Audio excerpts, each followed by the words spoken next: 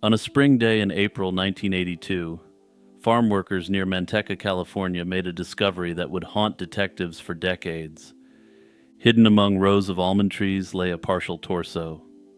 Investigators determined the man was a white male in his early 20s, about 6 feet tall and weighing roughly 170 to 185 pounds.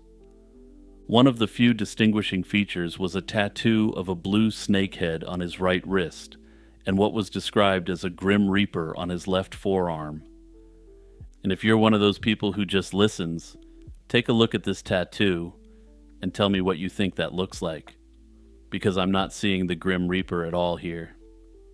Despite extensive efforts to match the remains to missing person reports using these details, no one came forward.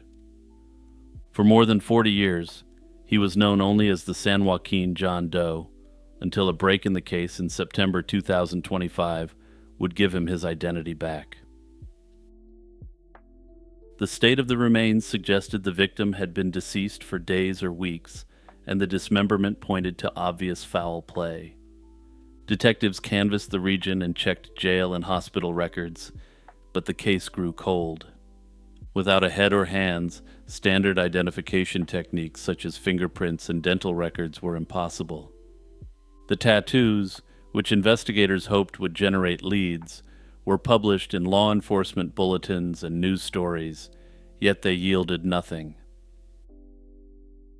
Because the victim's body was incomplete and also partially decomposed, determining how he died proved difficult. Investigators speculated he had been slain elsewhere and his torso dumped in the orchard. The scene itself offered few clues, and no clothing was recovered, and there were no personal items or vehicle tracks leading into the grove. Authorities from the San Joaquin County Sheriff's Office canvassed local labor camps and homeless communities, yet no one remembered a young man with the distinctive tattoos.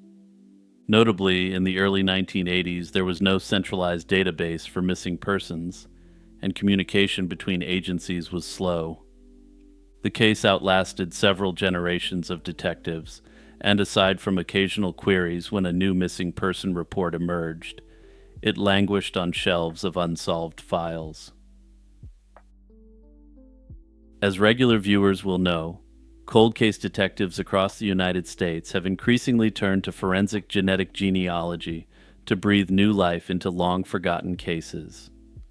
In 2024, the San Joaquin County Sheriff's Office partnered with Othram, a laboratory which often comes up in these cases. They extracted DNA from the victim's remains and generated a comprehensive genomic profile. Because the victim's DNA was decades old and degraded, standard testing wouldn't have been sufficient to get a match. The high-resolution profile was then uploaded to genealogical databases to search for relatives. Genetic genealogists then built family trees from distant relatives who shared fragments of DNA with the unknown man. They worked backward through census records, obituaries, and public documents to find a branch that fit the profile, and eventually, they zeroed in on a family from Flint, Michigan. A living sister agreed to provide her DNA for comparison, and the match was conclusive. After 4 decades, this John Doe was given his name back and revealed to be Danny Jensen, born on July 8, 1954. Born in Michigan, he experienced tragedy early in life, and when he was a child, his father and younger brother perished in a car crash. There isn't too much information out there about where his mother was, and she may not have been in the picture at all. He and his sister were placed with different foster families, and without a stable family network, Danny grew up as a ward of the state and bounced between foster homes and institutions. His sister later recalled that they lost contact when they were young, and that she last saw him decades ago. As a young adult, Jensen drifted to California. According to the sheriff's office, he had minor interactions with law enforcement throughout Southern California. It's speculated that he may have been struggling with mental health issues, which unfortunately went untreated at the time. Notably, given his drifter lifestyle, He was never reported missing, and it's likely that his tenuous social links just assumed that he moved along to greener pastures. Identification is only the first step, and of course, Danny's slaying remains unsolved. Detectives still don't know who eliminated him, why his body was subject to such brutality, or why this horrible act took place. Investigators hope that revealing his name will spark memories from anyone who knew him in the late 1970s and early 1980s. It's believed that he worked in agriculture and spent significant time in shelters, and the authorities are hoping that now that he has his name back, that someone will remember him. If you have any information regarding Danny Jensen, please contact the San Joaquin County Sheriff's Office. Given that Danny's torso, discovered in 1982, was missing his head, hands, and feet, it's quite possible that they were dumped separately. Investigators at the time may not have connected isolated remains found in nearby jurisdictions, because forensic techniques were primitive and databases weren't linked. If small fragments or bones matching the anatomical proportions or cut patterns surfaced later in other counties, they might have been cataloged under unrelated cases. Modern case linkage analysis could revisit skeletal remains or partial sets from cold case inventories within a certain radius of San Joaquin County. It's possible that if there were separate dump sites in different jurisdictions, there are different case files that could be linked up. One of these case files could potentially have further information that could be the one key piece of information needed to break the case. Hey everyone, Jimmy reminding you to like and subscribe, and to hit the notification bell and click the share button and send it around to your friends and family. Your sharing of my videos keeps my channel growing and allows me to dedicate a significant amount of time to content creation. Also, don't forget to check out my other channel, Lazy Chill True Crime, for solved true crime cases. It was a cool autumn night in Arlington, Texas in 1987 when 43-year-old Patsy Wright, co-owner of the Great Southwest Wax Museum, picked up her telephone and dialed her sister. The Wright sisters were business partners as well as siblings, so a late-night call was unusual but not alarming. On this call, however, Patsy's voice quivered with fear. It was after 3 a.m, and she gasped that something was terribly wrong. She had taken a dose of NyQuil, her nighttime cold medicine, and suddenly felt as if she couldn't breathe. She took this medication routinely, and anyone who knew her well would have known this. Her sister Sally and brother-in-law Steve Horning rushed to her home, but by the time they arrived, Patsy lay limp on her bed. Steve Horning immediately tried to resuscitate her using a mouth-to-mouth technique, a fact which will be important in the analysis of this mystery. Paramedics tried frantically to revive her, yet her pulse was gone, and at 4:15 that morning, Patsy Wright was officially gone. Initially, her passing seemed like a tragic medical emergency, but a week later, laboratory tests revealed a horrifying truth. Someone had poisoned her NyQuil with nearly pure strychnine. Born Patricia Bolton in 1944, Patsy grew up in the affluent Park Cities district of Dallas, along with her younger sister Sally. Their father, Tom Bolton, was an eccentric oil man with a passion for history. After visiting Madame Tussauds Museum in London, he dreamed of creating a similar attraction devoted to Old West heroes and outlaws. He commissioned dozens of wax figures of Western icons like Wyatt Earp and Billy the Kid, and opened the Southwestern Historical Wax Museum in Dallas in 1963. Patsy and Sally worked summers there as teenagers, learning the wax museum business from the ground up. When the initial location began to decline, Tom moved the collection to Grand Prairie near Six Flags in Texas. Patsy joined the museum's public relations department in 1973, while Sally managed the office. When Tom passed in 1976, the sisters fought a bitter legal battle with their stepmother for control of the museum. They eventually prevailed and became co-owners of what would later be called the Great Southwest Wax Museum. Patsy married Bill Wright, a retail executive, in 1965. The marriage produced two children, Leslie and Wayne, and seemed comfortable, but the couple divorced amicably in 1980, and Bill later moved to Houston. While running the museum with her sister, Patsy pursued new interests, and she met a questionable individual who she would briefly marry, but I'll come back to him in a bit. She was a skilled equestrian and became passionate about horse competitions, spending much of her free time at ranches and horse shows. Despite their shared business, the relationship between Patsy and Sally grew increasingly complicated. Friends noted undercurrents of jealousy and frustration, and Sally grew envious of Patsy. Sally was the workhorse, while Patsy was out horsing around.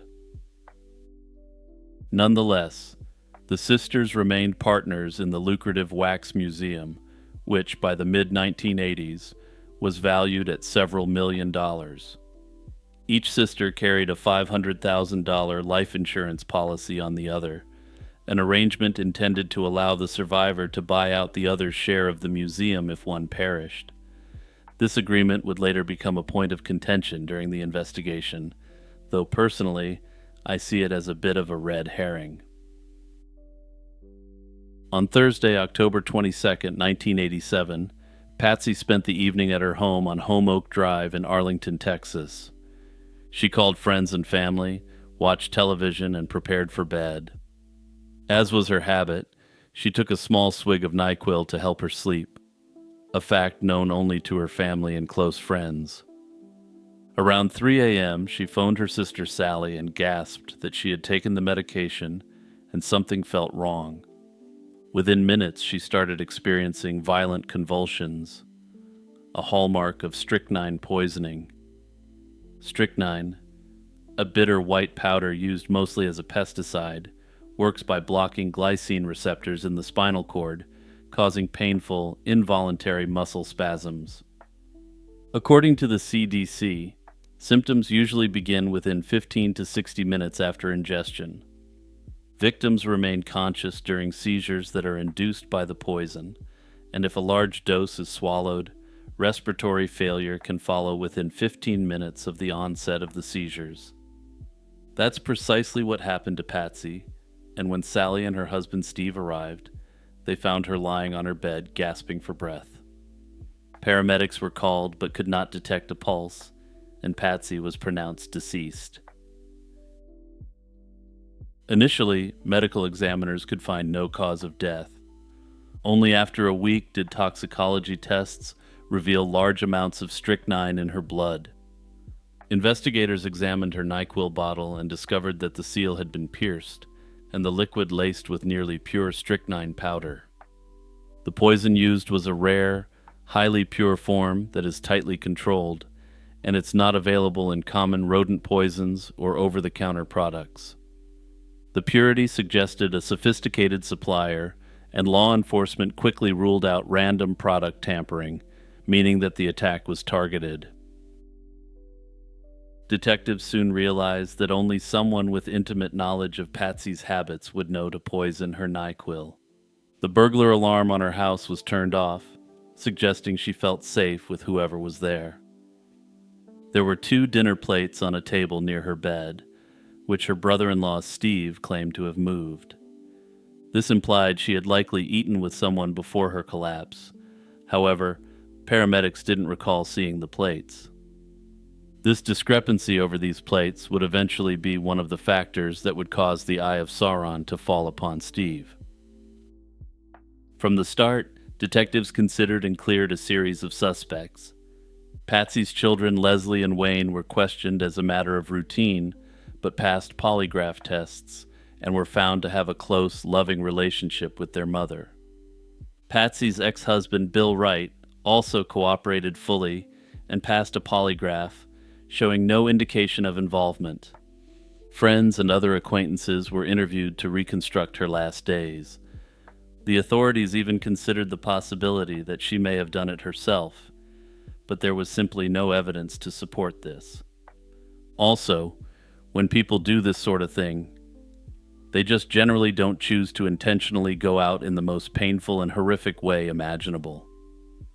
A number of other suspects were initially investigated but quickly ruled out as well, including the people she boarded her horses with and a chemical entrepreneur. This chemical tycoon had briefly dated Patsy and was also a big lover of horse culture, and would go on to dedicate a significant amount of time and resources to helping out investigators. As the investigation progressed, detectives increasingly focused on Patsy's brother-in-law, Steve Horning. Steve had married Sally in 1981 after meeting her through landscaping work at the museum. Although Patsy initially welcomed him into the family, their relationship soured. She considered him irresponsible, complaining that he squandered his wife's inheritance on speculative investments and lavish hunting trips. It seems like he was loading up on obvious pump-and-dump penny stocks trying to strike it rich. Or rather, trying to strike it richer, since marrying a successful wax museum heiress already made him very wealthy. Motive was a glaring issue, and under the sisters' buy-sell agreement, if one died, the surviving sister had to use the life insurance payout to purchase the other's shares of the museum. Steve, as Sally's husband, would then have a legal claim to part of the museum stock. Patsy had recently discussed changing that agreement to prevent Steve from obtaining control. She scheduled a meeting to revise the contract in early November 1987, and she died 2 weeks before the meeting, so the original agreement remained in force. But trust me when I say it, this wouldn't be the only major event involving money scheduled for 2 weeks after she perished, and the other event would make this matter look small.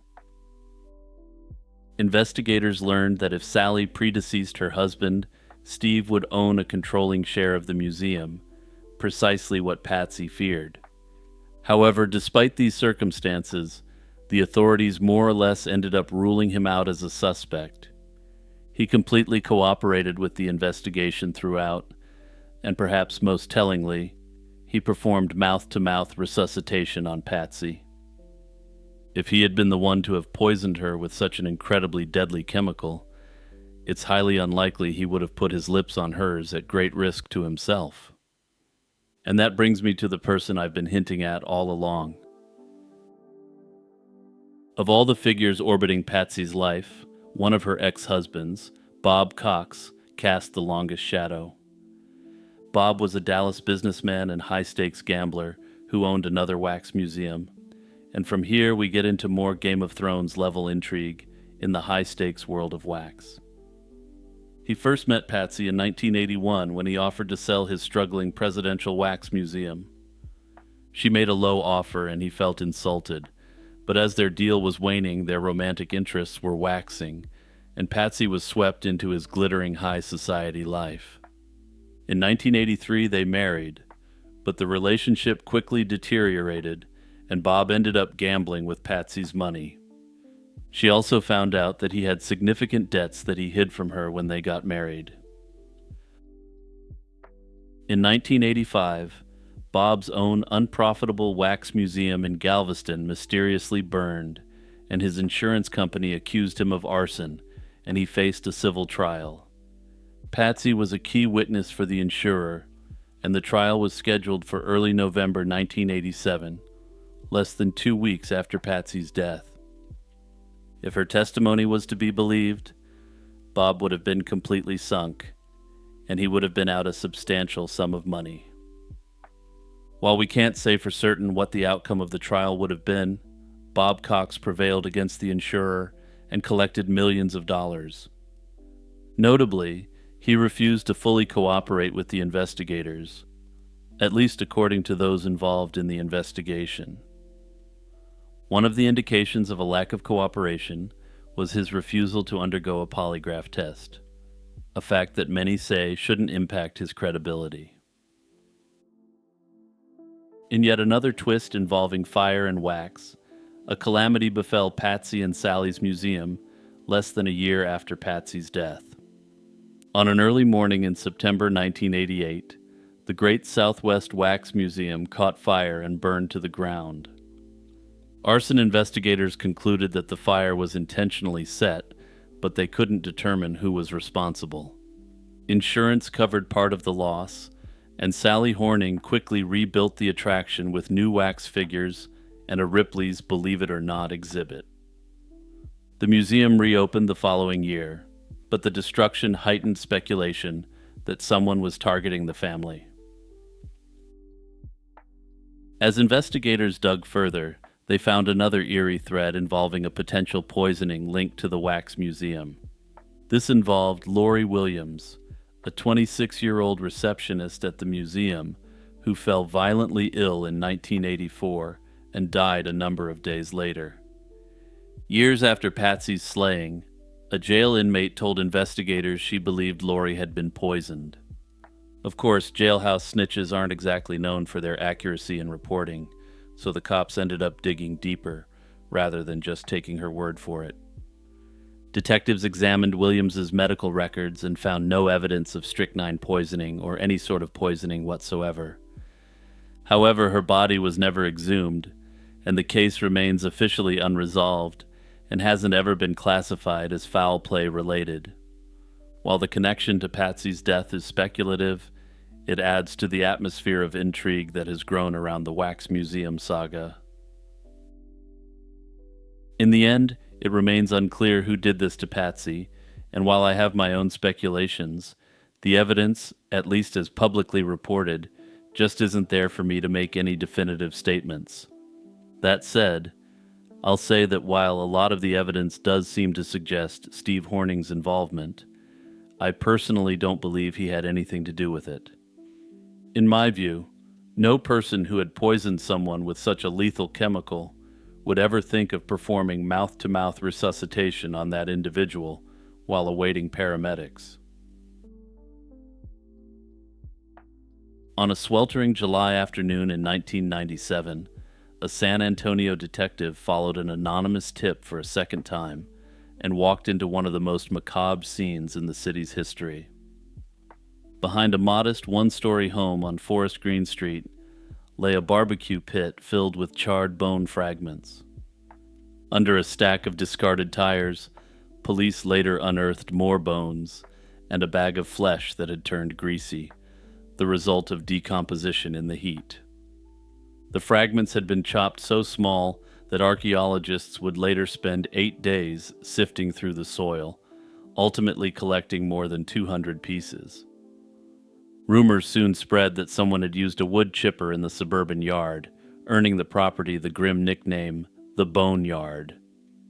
The bones belonged to Monica Rizzo, a 44-year-old employee of the Texas Department of Human Resources. She had vanished weeks earlier, and the grisly discovery shocked even a city that was accustomed to serious crime. Friends described Monica as hardworking and devoted to her family, but by the spring of 1997, co-workers noticed troubling changes. She rapidly lost weight and often arrived at the office with bruises on her face and body.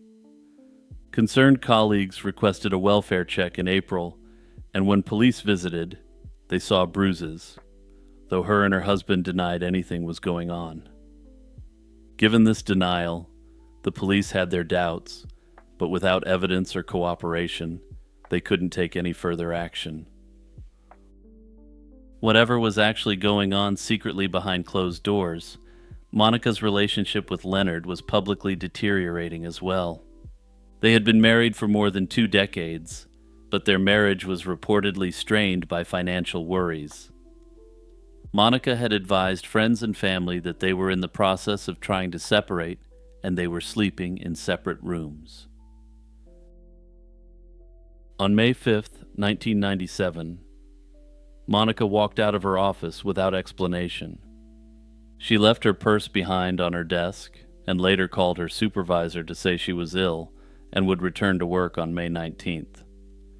She never showed up at work again, and Leonard later told police she returned and remained at the house for several days before disappearing.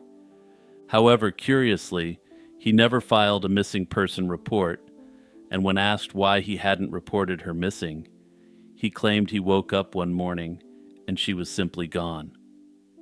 His explanation seemed casual about a spouse who had been with him for more than 20 years, and it would seem even more odd when he later claimed to be broken up over her being gone.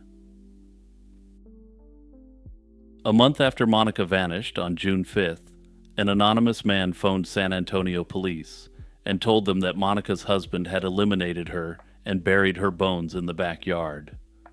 Officers rushed to the Rizzo home but found only what they thought were animal bones. It's unclear how thorough this investigation was at the time, which is odd, given that there was a missing woman and weird bones found. And trust me when I say it, I'll be repeating the phrase "that was odd" many times throughout this segment. Another phone call on July 5th changed everything. The same tipster told detectives to check under a pile of tires behind the Rizzo house. This time, detectives unearthed a collection of human bones, a skull fragment, and a bag of flesh. Archaeologists from the University of Texas at San Antonio spent 8 days excavating the property. They collected more than 200 bone fragments, many less than 3 inches long, and determined that many pieces had been chopped or sawed. Some fragments were charred, suggesting they had been burned in the barbecue pit. The bones were so small and greasy that archaeologists speculated they had been processed by a mechanical device such as a wood chipper or shredder. Investigators later explored whether Leonard had rented such equipment, but he denied ever using or operating a wood chipper.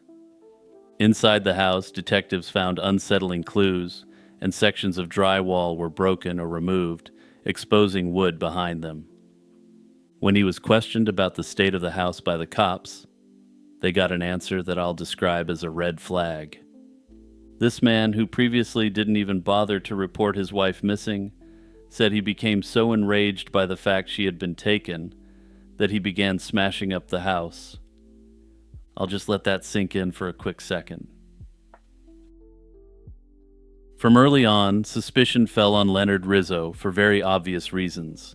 He was the last person known to have seen his wife alive, and he didn't report her missing. In interviews with police, Leonard made violent statements implying that if he did do anything, it would definitely have been a capital offense.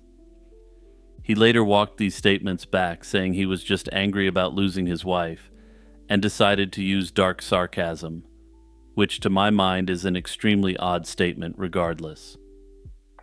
Leonard maintained that he had never operated a wood chipper in his life, and despite canvassing the neighborhood, no one was sure if they had heard the sound of one. After all, wood chippers aren't the most quiet machines in the world, and if this is what happened, it would have taken some time. But that said, something like a wood chipper would have simply blended into the background noise of life. In 1999, the case took another dark turn when Leonard moved in with a girlfriend, Susan McDaniel. He brandished a knife at her, and he threatened to end her and then chop her up, but she escaped and called the cops. Leonard barricaded himself in the home, leading to a standoff with officers. He ended up attempting to go toe-to-toe with the officers surrounding his trailer, and he engaged them in a firefight. He survived, pleaded guilty to assault with a deadly weapon, and was somehow sentenced to only 2 years in prison for this act. How incredibly odd that someone who tried to slay a woman and also took shots at officers would only get 2 years in the big house. Investigators would later find out that the anonymous calls that led police to the Rizzo yard came from Robert Hakala, a longtime family friend. His account is chilling, and he recalled that in late May or early June, he visited the Rizzo home and spoke with Monica and Leonard. A few days later, he returned and smelled a strong odor like that of a dead animal. He saw a small dog playing with what looked like a human jawbone, and when he examined it, he noticed the lower front teeth overlapped, just as Monica's did. Hakala told police he believed Leonard had slain Monica and called the tip line anonymously because he feared retaliation. Some have questioned why he didn't alert police sooner or insist on a thorough search during the first call.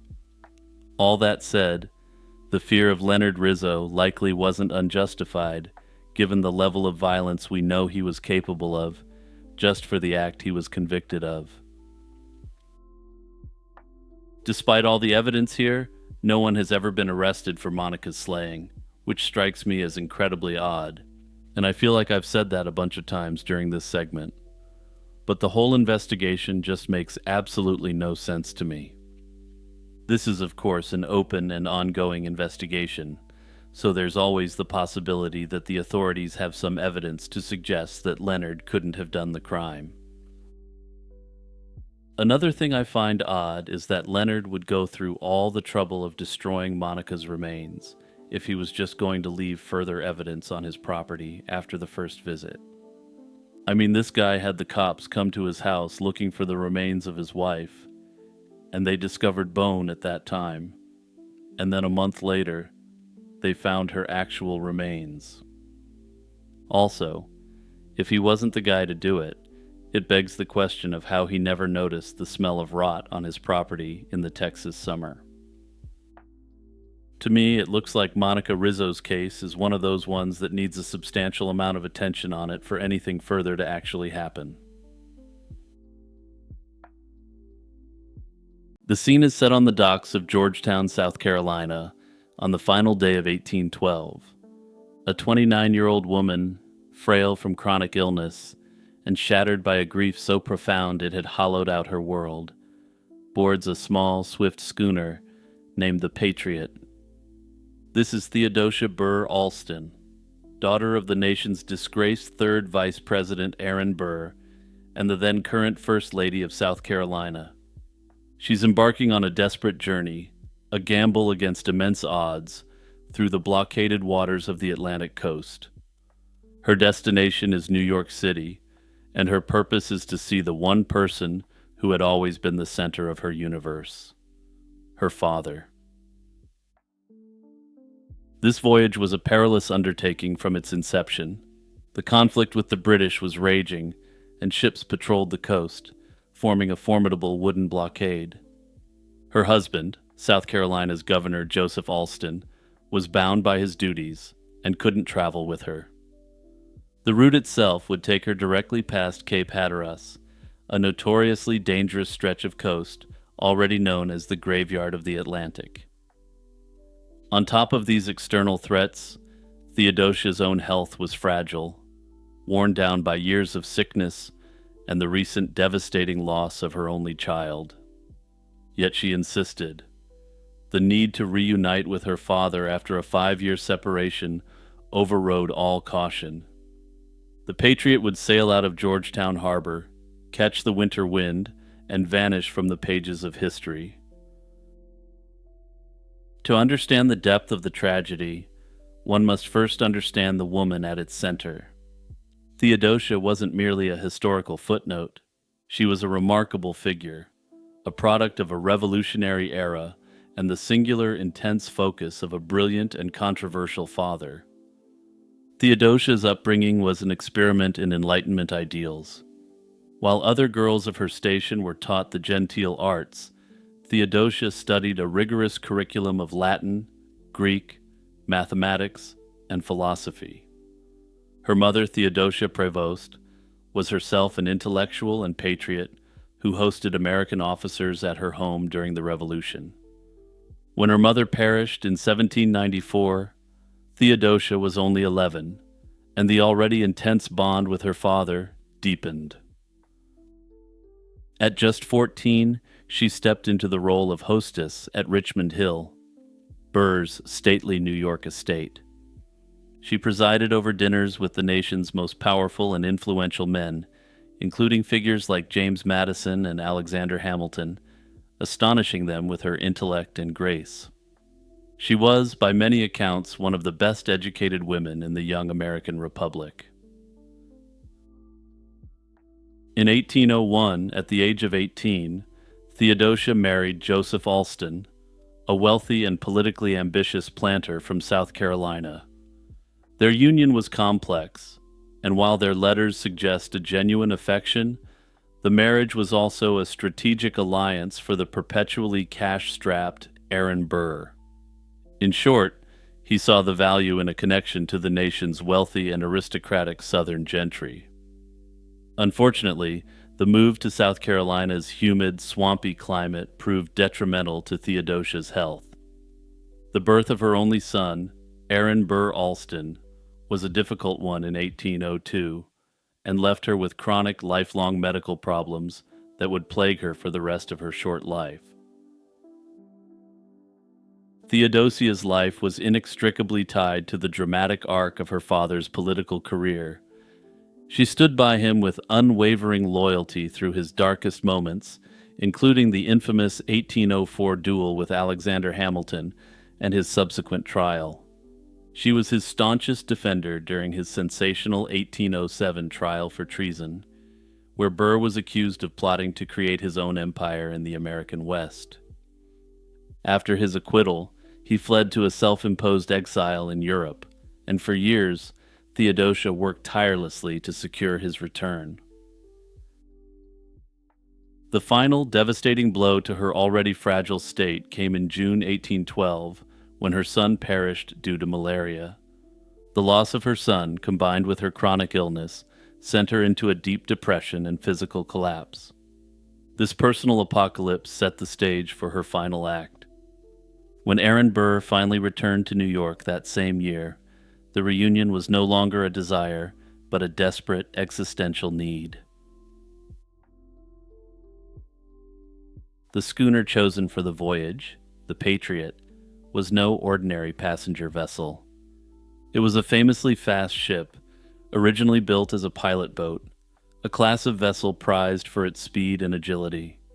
In 1812, it had been commissioned by the U.S. government as a privateer, a privately owned ship authorized to attack enemy vessels.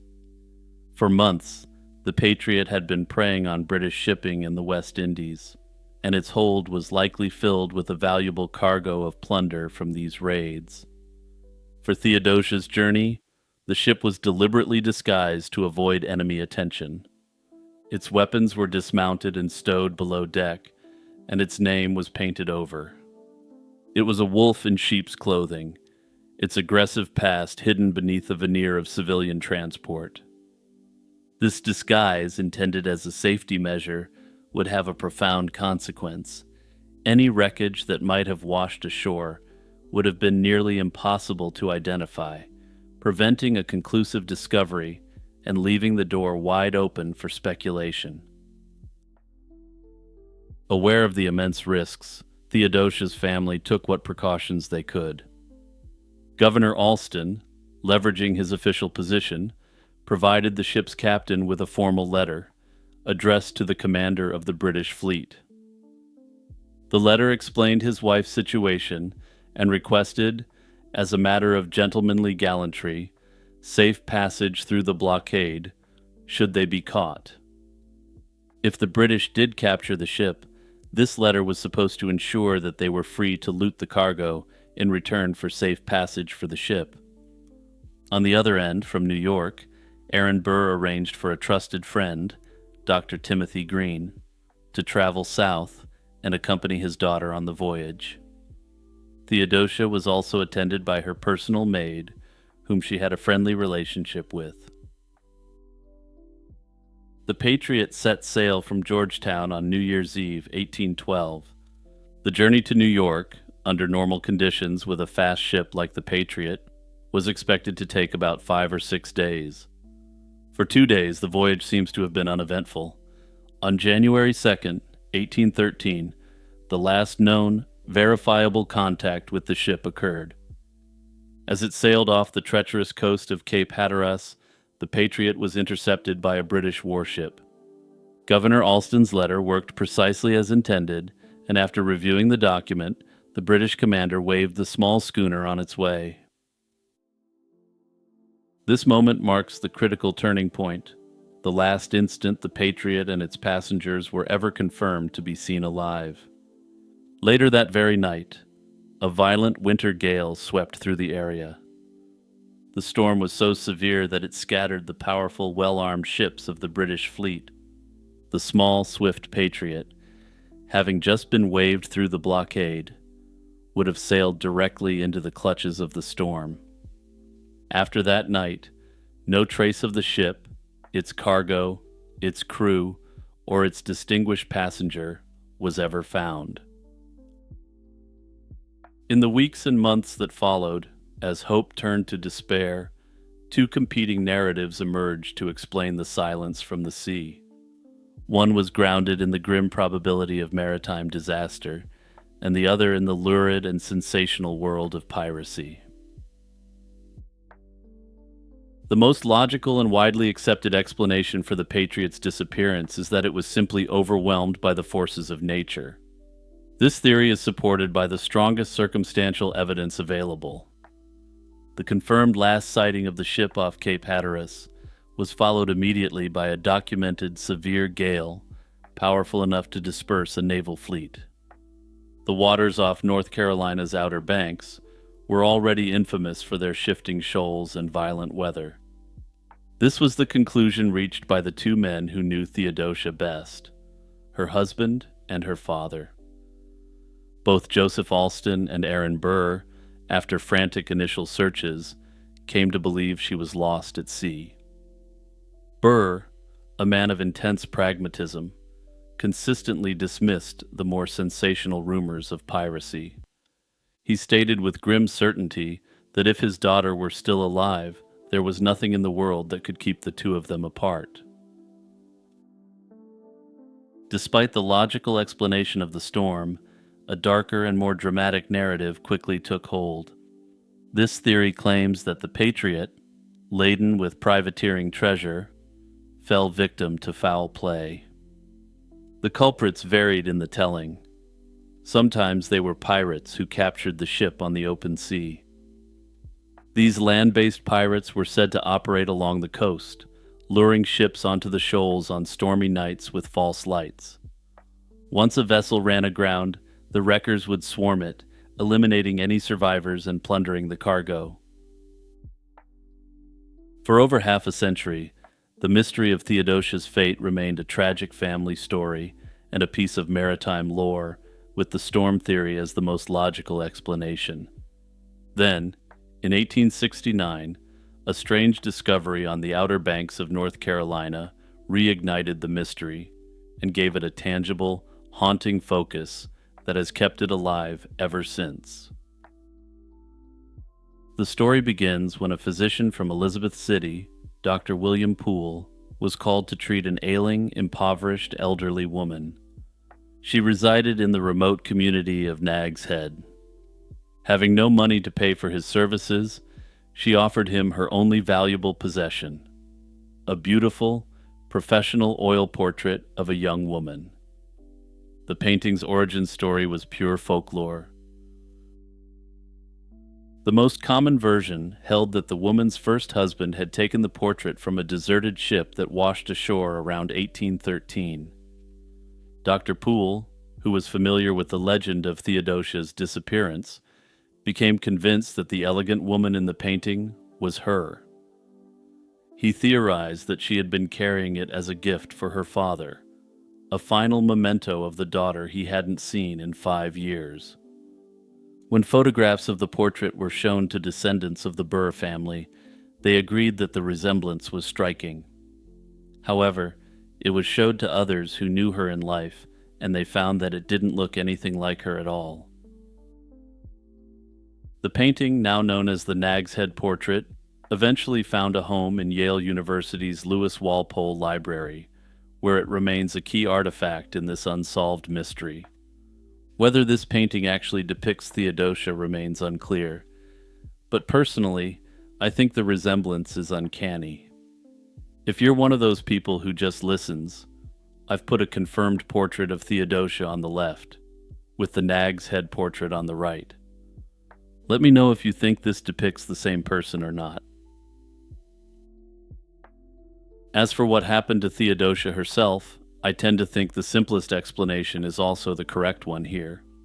All evidence points to the ship simply being caught in a storm and being destroyed. Since the ship was deliberately not showing any identification so as to run through the British blockade, this would have complicated any identification efforts later on. Notably, pirates operating along the Carolina coast in 1813 typically sought ransom when possible, and Theodosia was the daughter of Aaron Burr and the wife of a governor. It would have been immediately and readily apparent, just by her clothing and manner of speech, that at the very least she was a woman of wealth and means. Had she fallen into their hands, her survival would have been immensely more profitable than eliminating her.